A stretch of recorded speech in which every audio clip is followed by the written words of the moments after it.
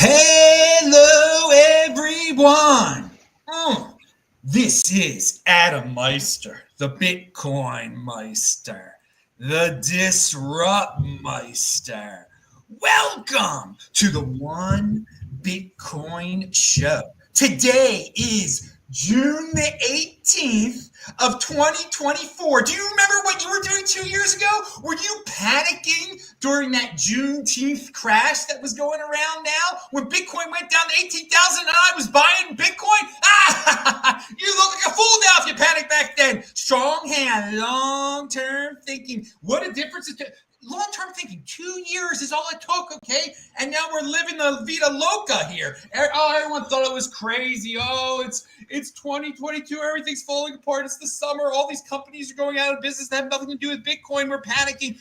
And now I can't remember the name of the companies that went out of business. So I'm just freestyling, rambling about this before we talk about Bitcoin mining. I think if you got 16 Bitcoin right now, does that make you a millionaire? Strong hand, long-term thinking. Bitcoin's the next Bitcoin.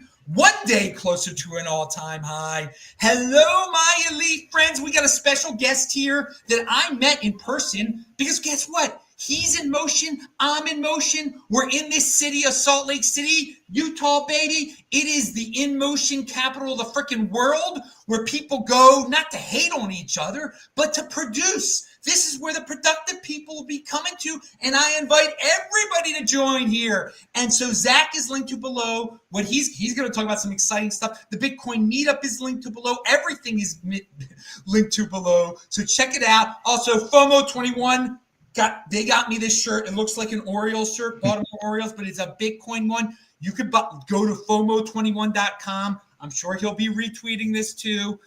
All right, so I'm like going crazy. I was so inspired by Zach because he made the best Bitcoin mining presentation I've ever seen in my darn life.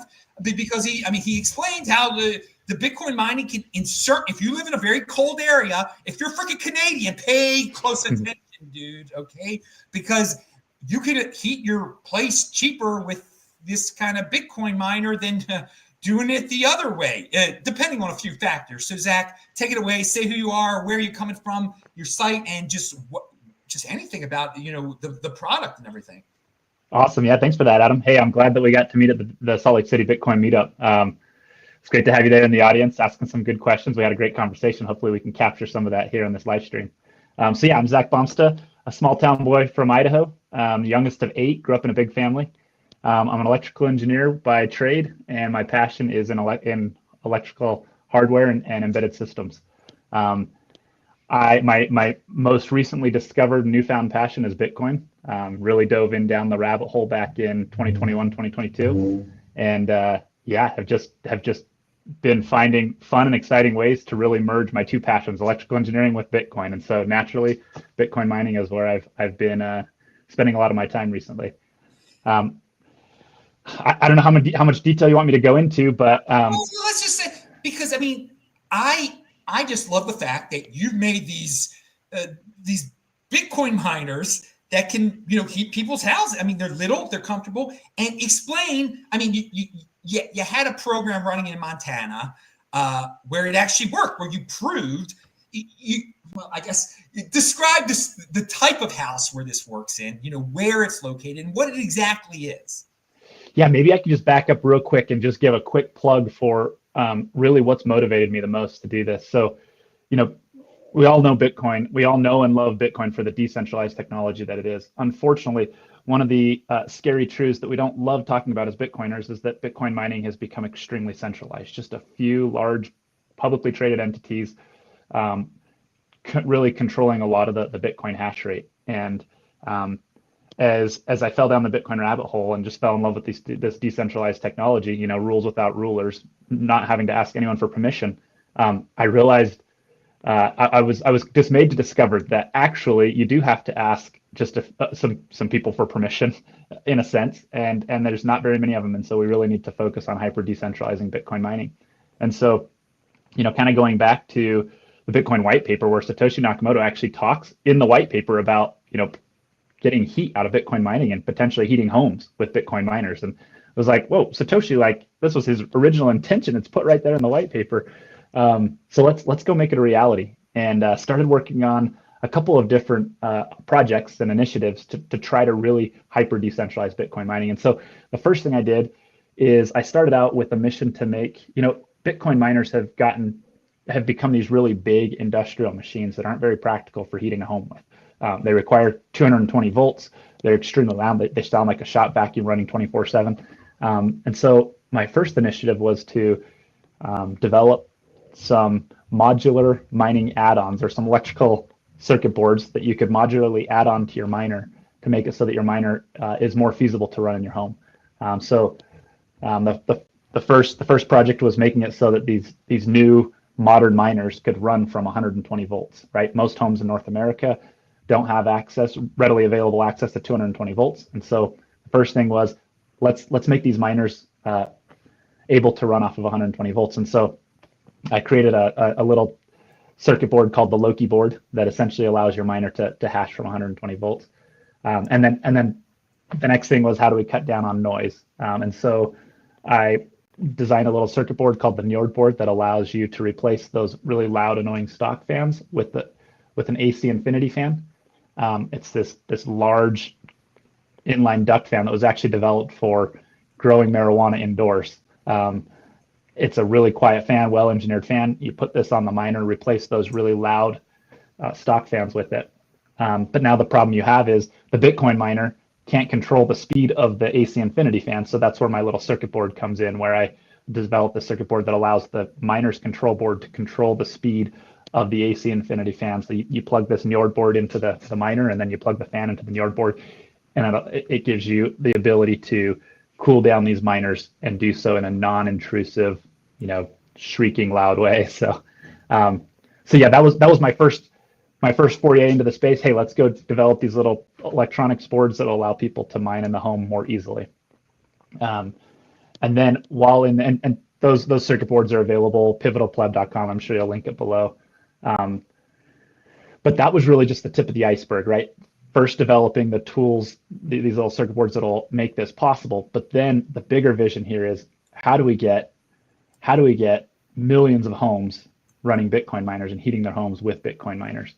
And that's where this idea of unbound networks was born, where the goal here is to develop a Bitcoin miner that is plug and play simple, non-intrusive, and where the unit economics work out to where it becomes really attractive and really profitable for people like myself and other Bitcoiners that want to build out their own Bitcoin mining network in a hyper decentralized way.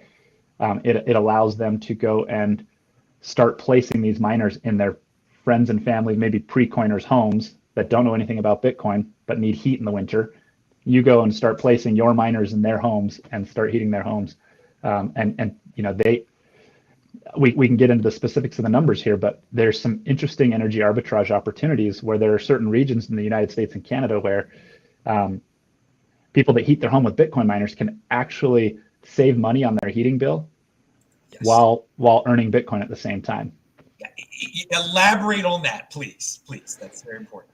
Yeah. So I guess let's start with heat sources in the U.S. and Canada. The most common in urban areas is natural gas. Natural gas is by far the cheapest source of energy, and it's really hard to compete with heating your home with natural gas. But if you go beyond natural gas is usually only available in urban, suburban areas. When you start getting out into rural areas, they don't have the infrastructure that's needed for natural gas. And so a lot of homes in rural areas are heated with propane, heating fuel, wood, or electricity. And so when you look at those heat sources, those are actually really expensive heat sources. Primarily propane and heating fuel, or I think it's like number 2 diesel or something is another name for it. Those are really expensive heat sources. And what we found is that there are certain locations in the U.S. where they have cheap electricity and relatively expensive propane. And these homes were built in a time when propane and electricity were kind of at parity, but since the advent of the shale boom and natural gas becoming more abundant, a lot of our electricity in the U.S. is produced by natural gas, and so the price of electricity has stayed relatively low. Propane, you don't get any propane out of the shale boom, and so price of propane has gone up a lot faster than electricity. And so you can find these jurisdictions where they have relatively low, 5 to 8 cent per kilowatt hour electricity, but they're paying $2.20 a gallon for propane. You go and you do the math to figure that out, and you see that there's an energy arbitrage opportunity where just by simply switching from propane to electricity, people can save several $100s a month on their heating bill. But now, rather than just converting to heating with electricity, heat with a Bitcoin miner that uses electricity, now not only are they saving a couple $100s a month on their electric bill, on their heating bill, but they're also getting Bitcoin in the process. And so we kind of at Unbound Networks, we got this vision of heating 1 million homes with Bitcoin miners. And so we went out and started doing our research to figure out, like, okay, are we onto something here? Is there really an opportunity here? And so we wrote a machine learning script that essentially went out and got the U.S. national address database, got every registered address in the United States, took each one of those addresses, went out to Google Maps, got a satellite image of those addresses, and then with that satellite imagery, we could run it through our image recognition algorithm to detect if there was a propane tank on the property. And so we ran this through. We found about 1 million homes in the U.S. that are heated with propane. And we're just focusing on a few select states right now, but found about 1 million homes that are heated with propane. And then we went and got all of the electric data, all of the electric rate data that's available online, and did this kind of overlay map to identify these areas of energy arbitrage.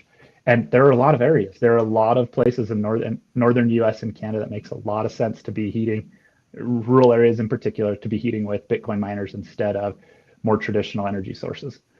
Now, again, I just want to clarify this point. Basically, you've discovered 1 million houses in the United States of America, and there are probably more, where if they set up your miner, it will save them money on their heating bill. I mean, totally. Like, that's right. That's right. Yep. It's cheaper to heat your house with Bitcoin than it is what they are now assigned to. So, yeah, and that's not counting the Bitcoin subsidy reward that you get for mining, right? That's just the simple act of converting from propane to electricity. Yes, that is what I think that's a very important point to make, because during the presentation you said that some of the people, when you explain, you tell them, hey, I want to save you all this money, and then you say the word Bitcoin, because they're brainwashed by the mainstream media, they become very suspicious. They think it's a scam. But that's right. That's right.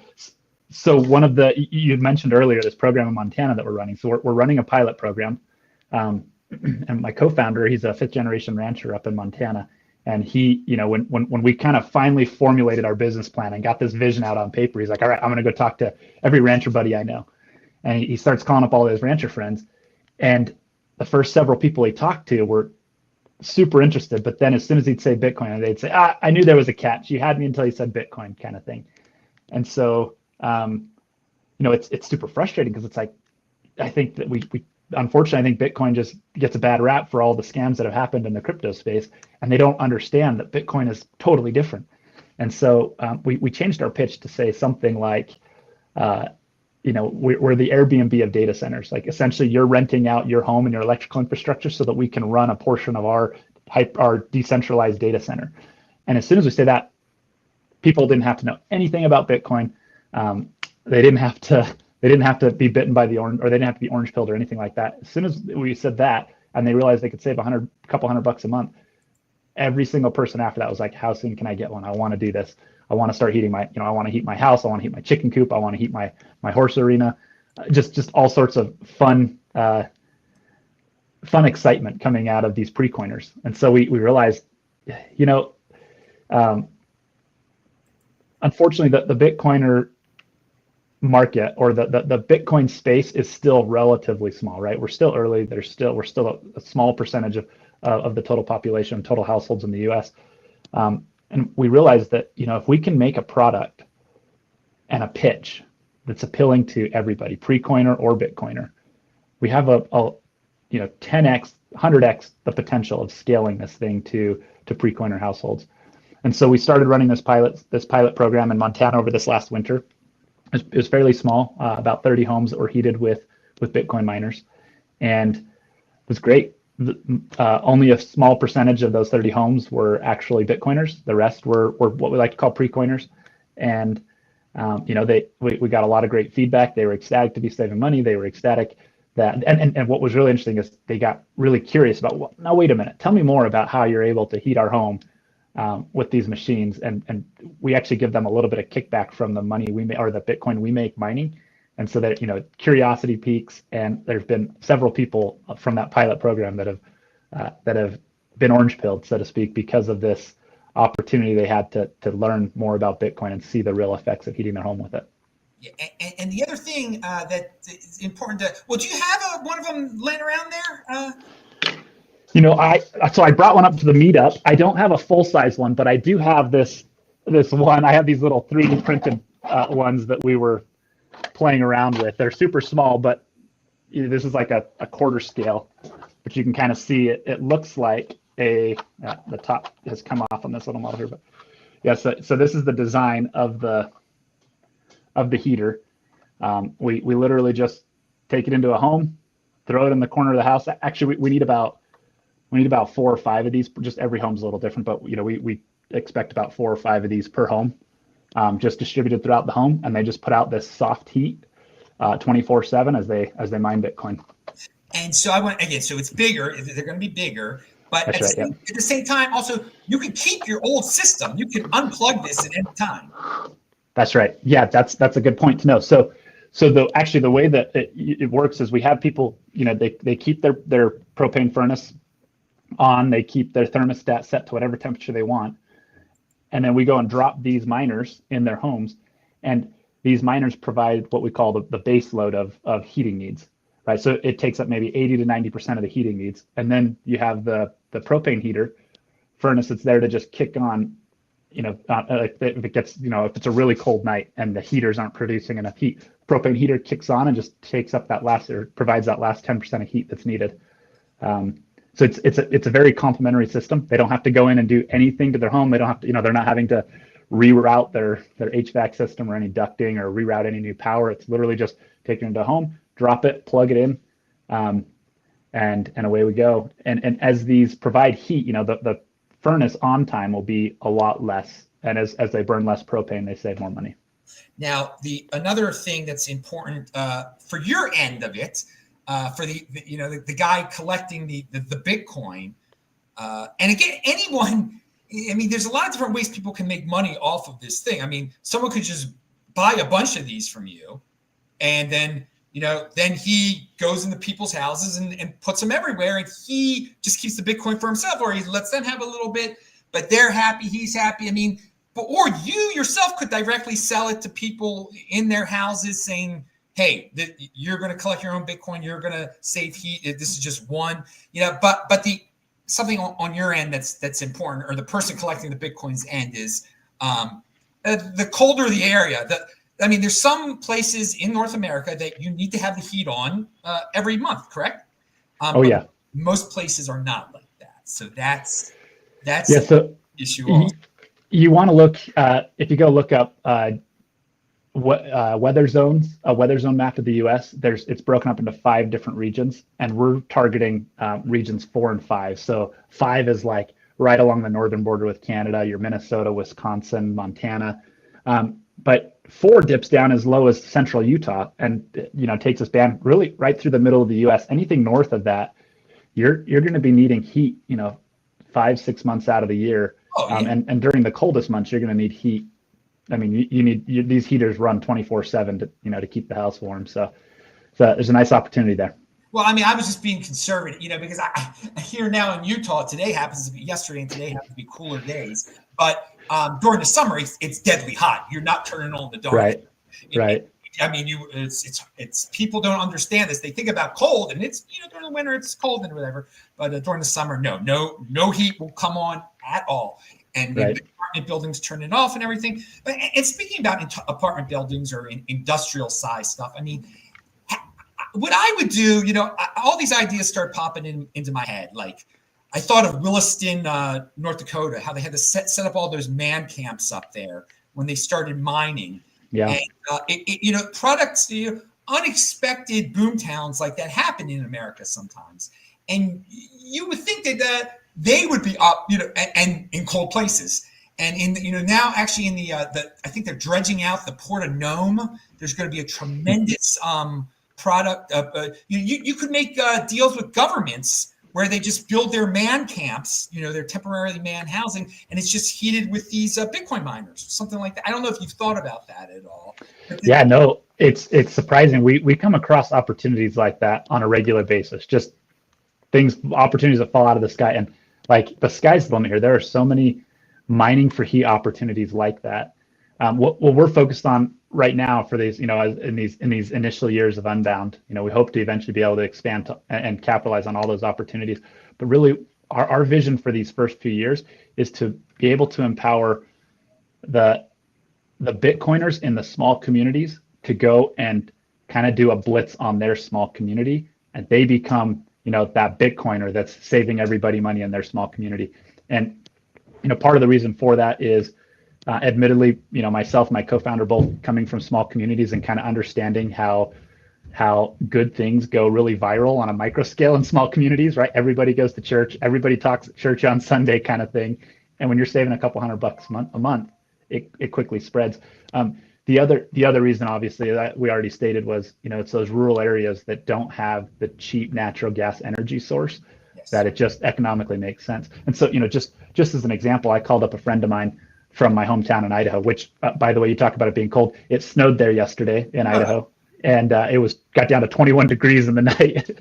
Kind of a freak cold front moving in. Well, it's not summer yet. It's not officially summer. Yeah, it's not summer, right? So, anyway, I call up this friend, and his circumstances. So he loves the small town life in Idaho, wants to do whatever he can to stay there. Unfortunately, he recently had to move to Boise. His work took him there, but he was, prior to moving to Boise, his dream is to get back to the small town. But prior to moving to Boise, he was a calculus teacher in high school. He was insulating homes in the summertime and doing pest control. So 3 jobs just to make ends meet, and it didn't work out for him. He had to go to Boise. He's hoping to get back to this small town, but so I call him up and I said, hey, here's an opportunity. I wouldn't classify him as a Bitcoiner per se. I would say he's Bitcoin curious, but hasn't really been orange pilled. I explained the opportunity to him to be what we call a network owner, right? Where he buys these machines from us, and then he goes and deploys them in his friends and family's homes in this small community. And we ran through the numbers. One important factor here is, these machines are going to cost money. There's going to be that upfront capital that you have to pay to get them. But our target is to make it so that these machines can pay for themselves in one heat season. So we classify heat season as being 5 months of hashing, and these things need to be able to pay for themselves within 5 months of hashing. So after that first year, your cash flow, you're net positive on you're cash flowing nicely, and you're net positive on your investment, which is, from a cap rate or an ROI, is we think is a phenomenal cap rate.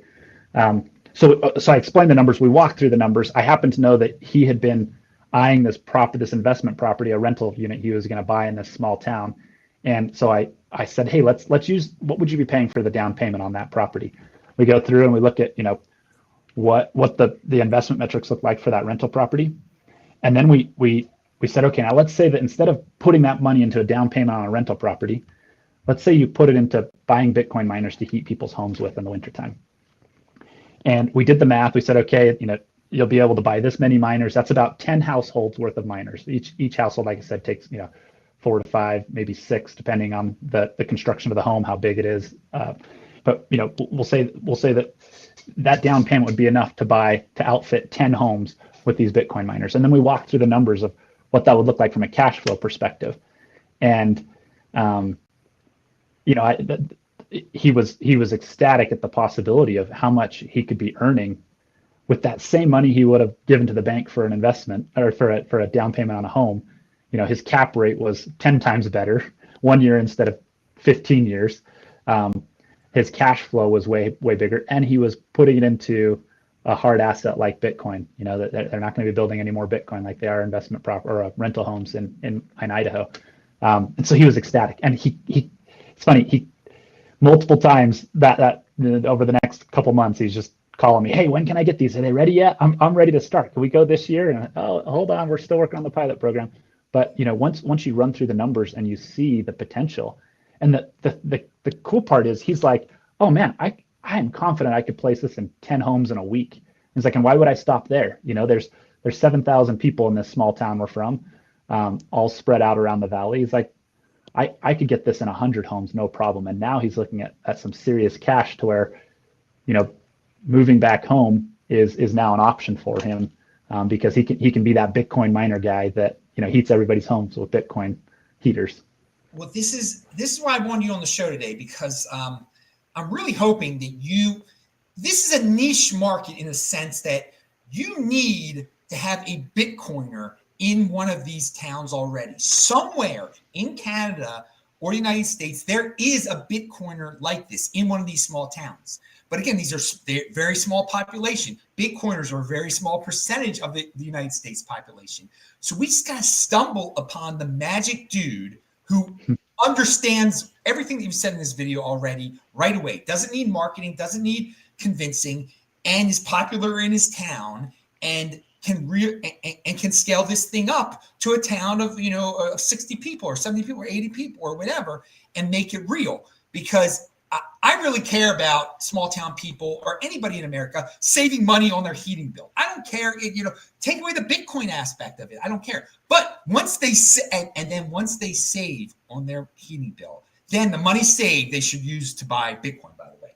But so I mean that's what I would do, of course. But that's so I really think it's important out there for people who live in cold regions, who know other people, just spread the word about Zach. It's all linked to below and everything. It's just he's in motion. This is what being in motion is. You got to put yourself out there. And I'm all about connecting people. There is a proper person out there in the United States or Canada that already exists where this is going to be it'll make a tremendous difference, and it'll just blow up from there. And it'll be everyone. Then these little Bitcoin miners heating people's houses all over zone 4 and 5 is going to be a big thing.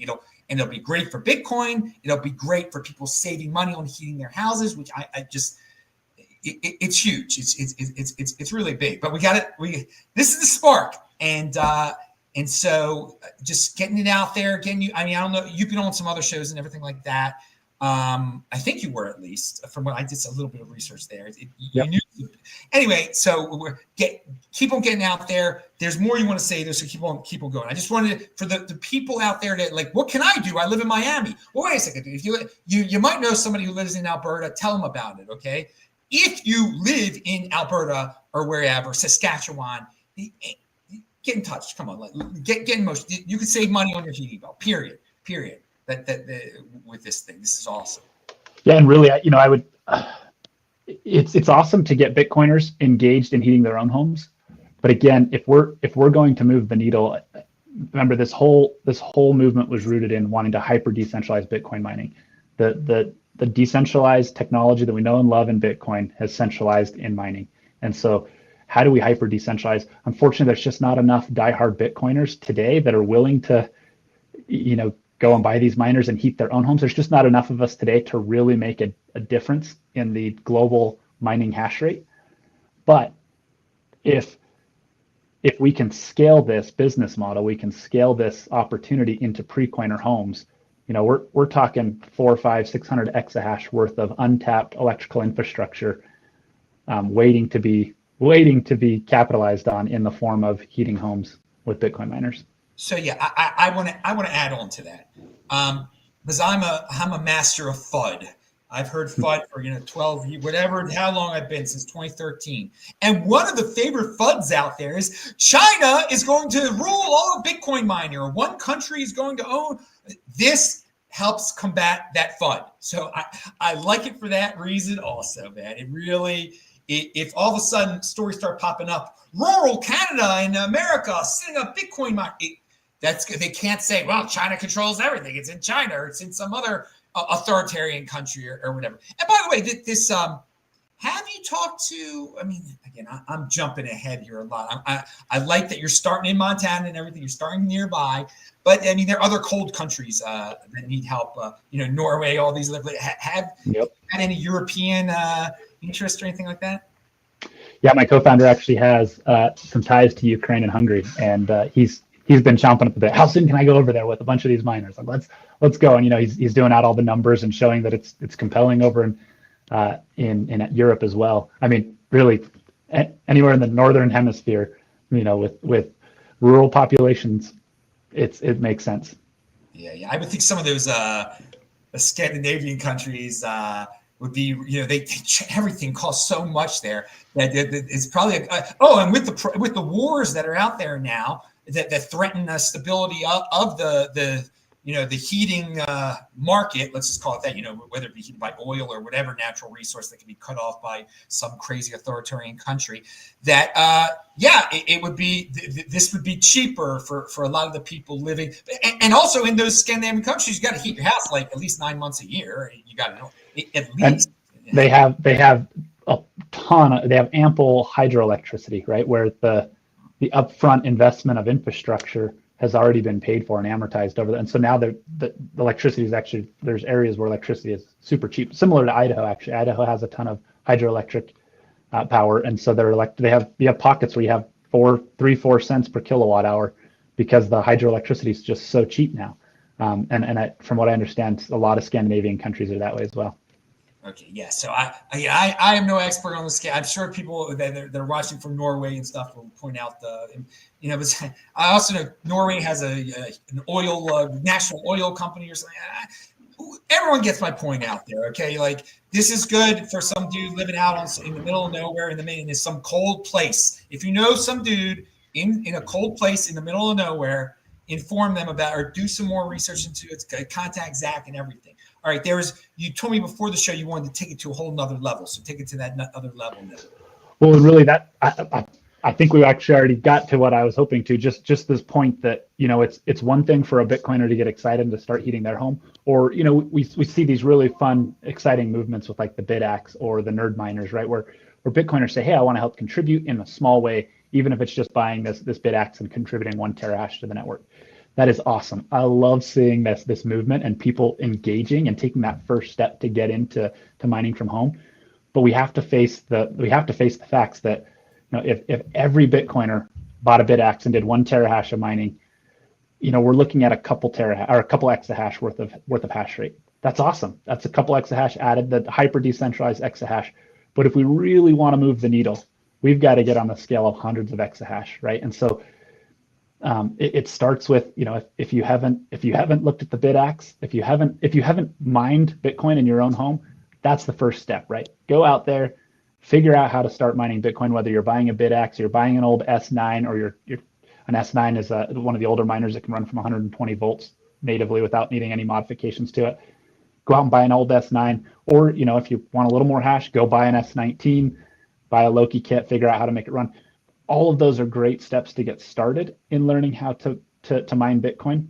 But really, to take it to the next level, we need people that are now going out and saying, you know what, I can do this. This is exciting. Once you start hashing a little bit, you kind of get addicted to the hash rate, and your mind just starts working 24/7 trying to figure out how do you increase your hash rate.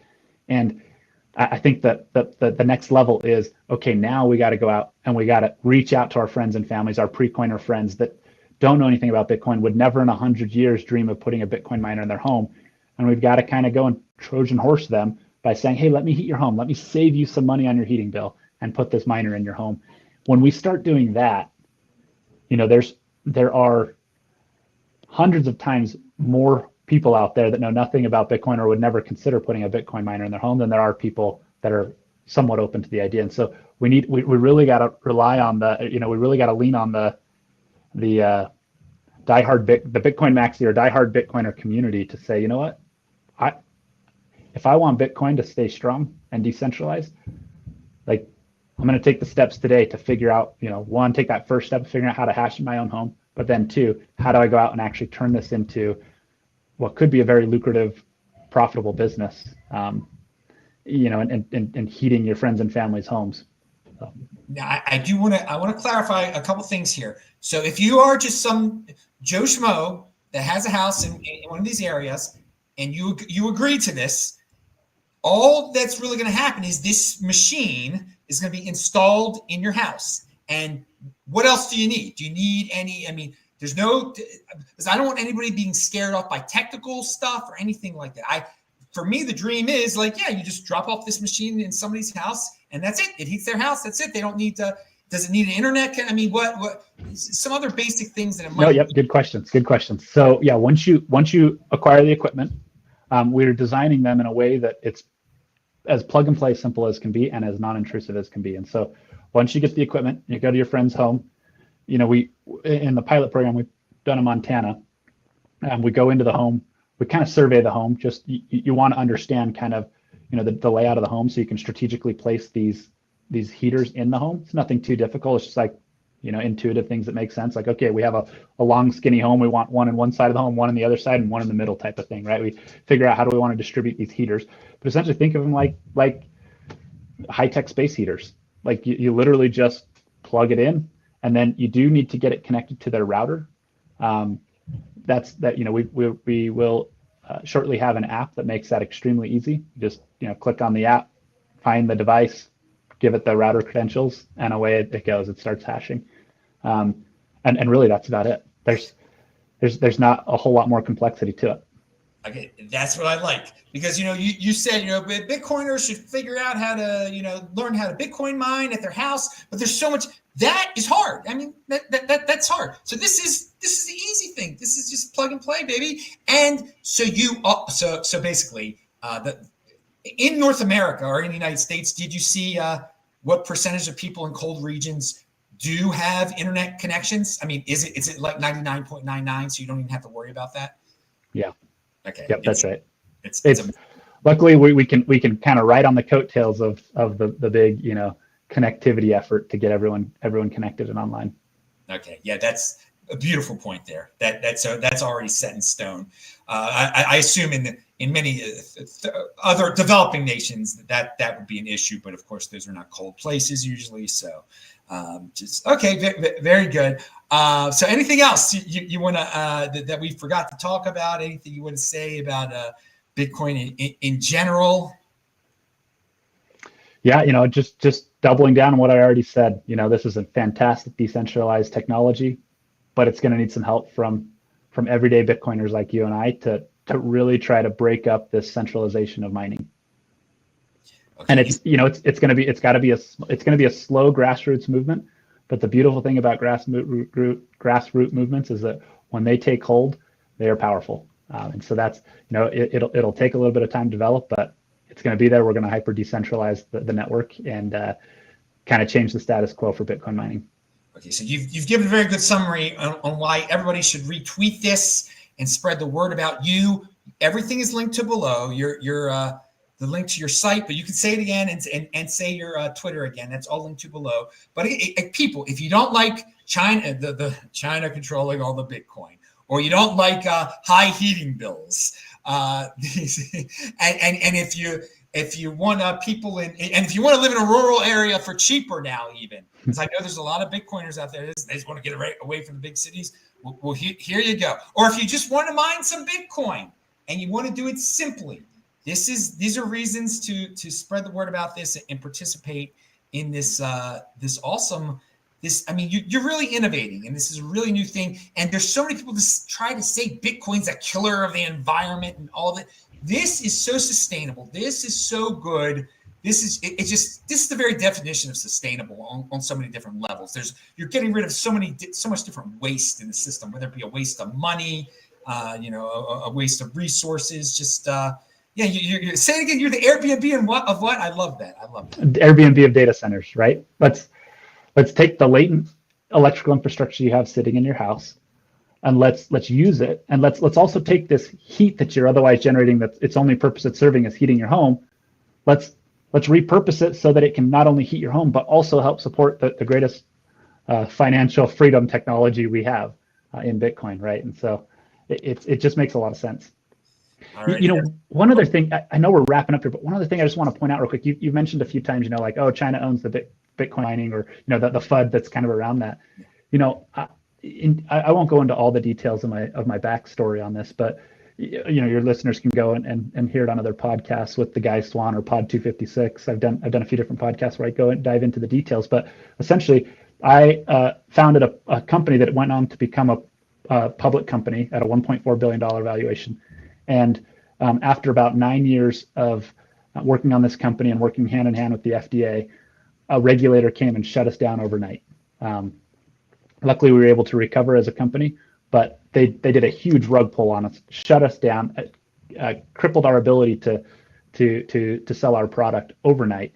And it was just a really big eye opener for me that, like, look, it's not just some far-fetched hypothetical that, you know, likely won't ever happen. Like, it happens all the time. We live in a regulatory state, and regulators can come in with the stroke of a pen and shut things down. And so, or you have a whole lot of mining hash power concentrated in a very few publicly traded companies, the regulators can just come in and say, today we feel like it's boiling the oceans and it's bad for the environment, so we're shutting you down. And so it really is critical that, you know, we hyper decentralize. Wow, that was an incredible point. I hope people, you know, that was brilliant. That was good because, you know, Elizabeth Warren could become president, and then there's no more Bitcoin mining in America, and the easy targets that they would all hit would just be these giant places.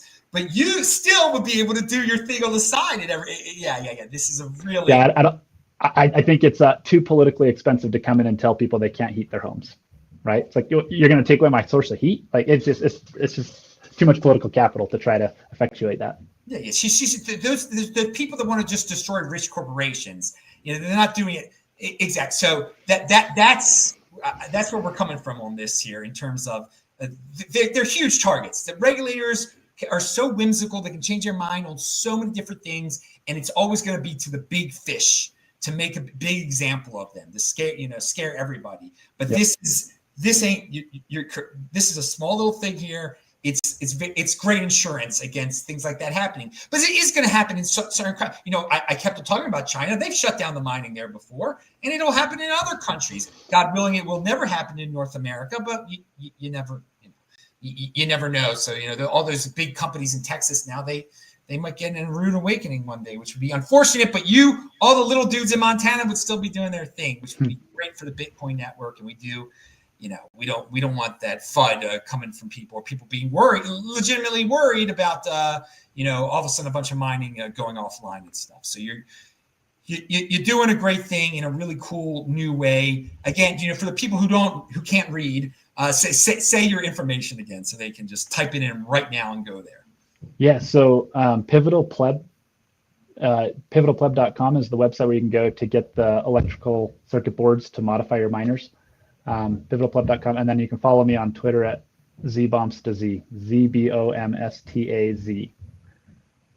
And for this, if you're really interested, people, you know, he answers his DMs and everything like that. You're gonna have to, you know, be social, people, get in a conversation with him and everything like that. That's the only way this is really going to spread, because he even mentions, Zach, you mentioned that you know, it's really a one-on-one process of convincing one person at a time to accept these things into their houses. And you know, some people are going to say it's a scam and this, that, the other, because they're convinced by the mainstream media. When they hear the word Bitcoin, they start drooling like a dog and say scam. You know, it's terrible. So, yeah. You know, I just remembered one other thing that we covered in the Salt Lake City Bitcoin meetup that I think is salient to cover here. So. Do I have time? Is it all right if I cover this? Please. Yeah, I thought you were in a rush. Yeah. So, you know, I think a lot of people in the past, especially as I've talked to other Bitcoiners that aren't mining, and I ask them, you know, why aren't you mining? And it's like, one, it's too technically challenging, and two, it just makes more sense to just go buy the Bitcoin. I get more Bitcoin if I just buy it, and that has generally been true. There have been a few times where you can get more Bitcoin by mining, but for the most part, you're better off just buying Bitcoin. I would say, though, to anyone that's considered mining Bitcoin, or that is even curious or has listened to this discussion here and said, all right, maybe I'll go look at it. Today, you're still probably better off just if you're just looking at mining for the way of getting Bitcoin, unless you're recapturing the heat or you're reusing the heat, it still doesn't make a ton of sense. But if you're needing to heat your house anyway, it makes sense. All that being said, I would encourage anyone listening to this to keep their ear close to the ground, because there are some big undercurrents happening in the mining space where I believe in the next couple of years, this landscape will look totally different. You know, you've got, if we look at what's happening with AI, and I know everyone hears about AI all the time, but it's really significant to what it could do to the Bitcoin mining space from a resource competition standpoint. So we've got limited electrical infrastructure here in the US.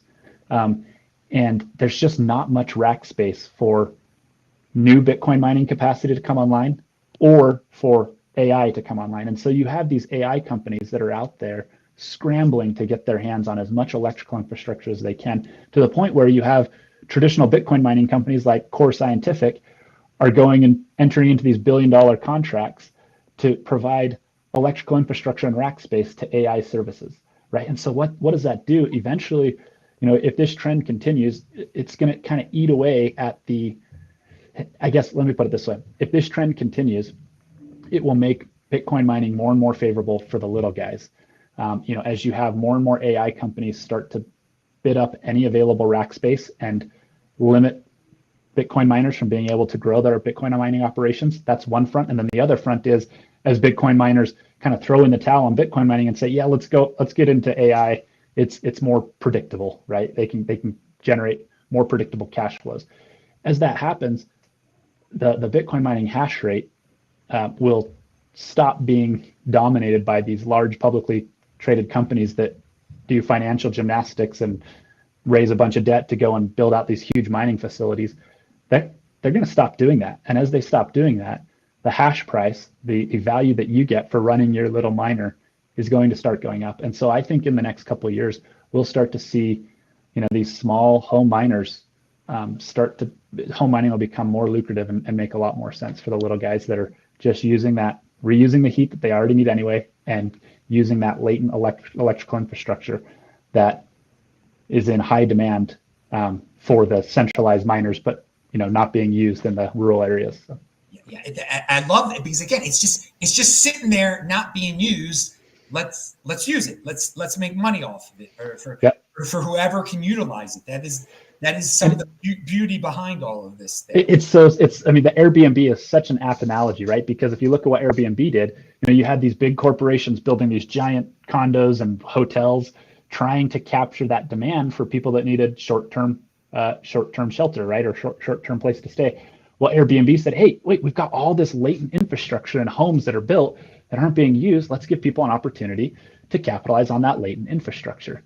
It's the exact same thing here with Bitcoin mining. We've got these large corporations that are building these mega miner centers with all this rack space, and yet we have all this latent infrastructure that there's a need for it. So let's offer a way for people to capitalize and make money on that latent infrastructure.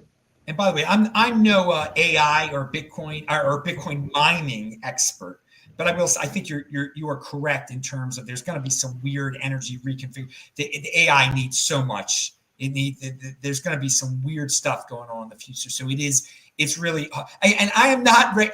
I'm one of those guys that was at the Salt Lake City meetup that said, yeah, just buy Bitcoin. And I still, if you're just a regular Joe Schmo who lives in a warm place, I would, just buy Bitcoin. Absolutely. Just buy Bitcoin. Yep. But this is, as I said throughout the show, this is a very niche market here. And if you are a technical guy already, this would interest you. If you already are down the Bitcoin mining rabbit hole, I can't pull you back up, so this will interest you. But for me, again, the most important, and I don't want it to be centralized in one country or whatever. I believe in all that stuff of the decentralization. I'm a very practical man, though. I see people with huge heating bills. I want them to save on their heating bills. And I know this will help Bitcoin in the long run also. So that is the perspective I take. I don't do either buy Bitcoin or set up a miner. No. It's not about that. You're not saying that either. But I just wanted to tell people out there just saying, why is Adam talking about Bitcoin mining all of a sudden? It's not because I've become enamored with Bitcoin that I'm not starting Bitcoin mining now. I'm not doing it. I'm still not doing it. Because everyone always says, run your own node, just do your own Bitcoin miner, be your own. That's just not me. But if I lived in a cold place, I would be, and I knew this would save me money on my heating bill. I would do it immediately, of course. But I'm not in that situation. So for various reasons, I got a good deal on my heating here and stuff. But some of us are luckier than others. So, okay, yeah, you were about to say something else. I thought I cut you. You're right. It's a niche market. It doesn't make sense for everybody, but don't let the fact that it's a niche market fool you into thinking that it's a small opportunity, right? Again, we're talking several hundred exahash worth of untapped potential in hyper decentralized mining, and some great cash flows and a great opportunity to kind of build your own mining network, one little miner at a time, one one pre-coiner home at a time. Just build out at your own rate. I think it's a huge opportunity, and it might lead to really unexpected things. Like I started dreaming, I'm like, well, how about if they could build like a whole new domed city heated by these things or something in some cold place that was just a little town, and then make it grow. I mean, there's all sorts of weird things, who knows what will evolve out of this, but there's just, you got to take the first step. And I think this is a very, innovative first step on your part. So I guess now we'll conclude, unless you have anything else to add. I think we finally reached the bottom. I think we've gotten through everything I wanted to talk to.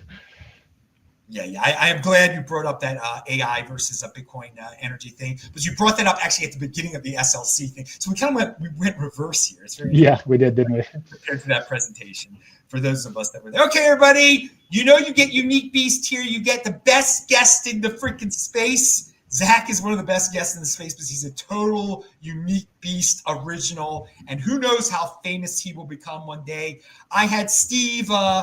Steve up in Steve Barber. Yeah, Steve Barber. Steve Barber. I had him on in 2018 when I right away I was like, this is going to be big, and so maybe God willing, you become even more famous than he. Because he did an awesome thing up there too. Yeah, he's killing. I love his approach to hyper decentralization as well, and that's what we need. That's what these grassroots movements need, right? They need lots of different people with lots of different ideas, lots of different life experiences, attacking this decentralization problem in their own way. And I love that he took, what he knew and what he did best, and he found a way to hyper decentralize with it. I love it. Hyper decentralization for the win. Pound that like button. I'm Adam Meister, BitcoinMeister, Disruptmeister. Everybody, tomorrow is a holiday, Juneteenth. It feels like everybody is taking off now. We live in such an abundant society where no one works anymore. I'm serious. Hardly anyone's on the internet today. So have fun wherever you dudes are, everybody. And remember, 2 years ago, people thought it was the end of the world. And what a joke. And I didn't sell my Bitcoin. Of course not. But some people did. So strong hand, people. You know what that means. Thanks a lot. We'll have another new show pretty soon. So thanks a lot. Zach, you stay on. We'll talk afterwards. Bye-bye. Awesome. Sounds good. Thanks, Adam. End it here. All right. So the show is off the air now. So let me just do one more thing.